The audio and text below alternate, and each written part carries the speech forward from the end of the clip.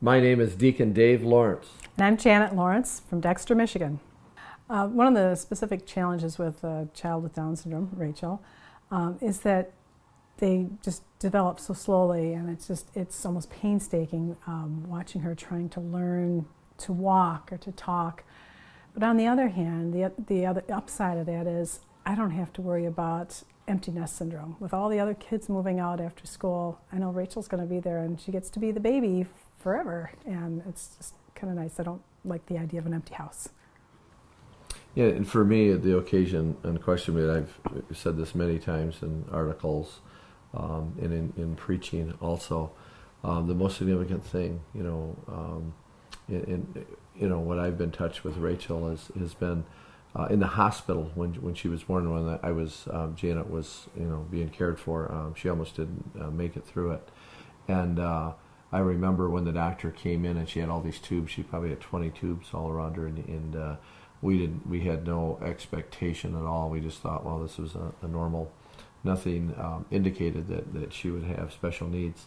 And the doctor came in and said, I need to inform you that your daughter has trisomy 21, and which is Down syndrome. And it really, I was in a state of shock. I just thought, we were older when we had her.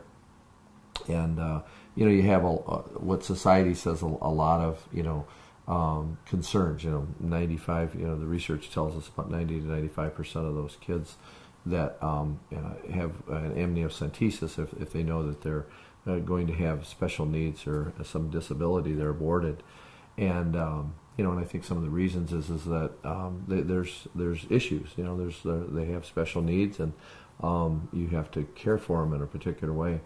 And so I'll never forget laying my hand in her ICU, bassinet there, and just begging God to heal her. And I was just, filled with fear because of all the things you hear. We had never crossed this bridge before.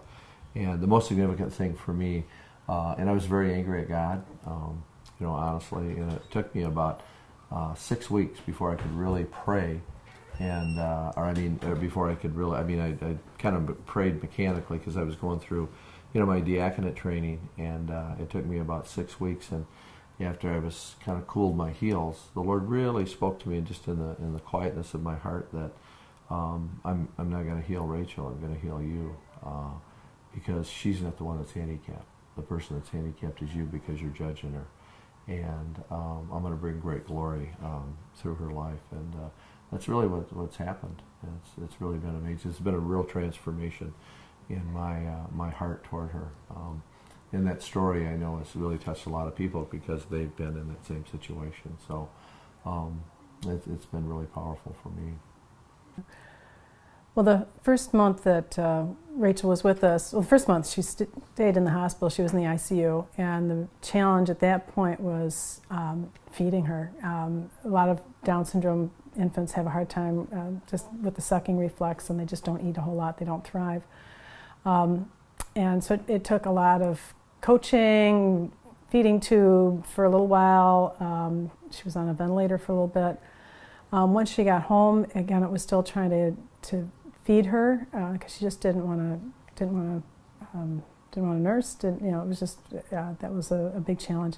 The other thing is that she's very hypotonic. She's extremely flexible. They call it a floppy baby syndrome. So she couldn't hold her head up, and you just had to be very careful when you were picking her up that you didn't pick her up like a normal baby, because her head wouldn't be supported. So there's a lot of getting used to just caring for a fragile baby. And over time she, grew and was less and less fragile, but there was still always that concern. There are a number of many other issues that Down syndrome children have over, that you have to be watching for, but those were the big things at the beginning.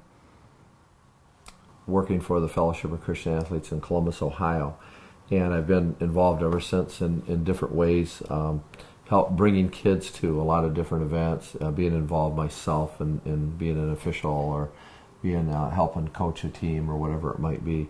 It's been very rewarding. It's really been really neat to be able to see kids that would be, quote, normal, that a lot of times aren't exposed to children, and high school kids, adults with disabilities, and it's really neat to see them come into that environment and really give of themselves. And I think there's a way that it really changes a person, makes them more sensitive to other people's struggles and difficulties. So it's been very rewarding. We've done a number of different things, from basketball events to floor hockey events to bowling, kind of you name it. Pretty much a number of the different. The Special Olympics offers so many different events, but it's really been very rewarding. It's particularly rewarding to see the kids that I work with and coach involved.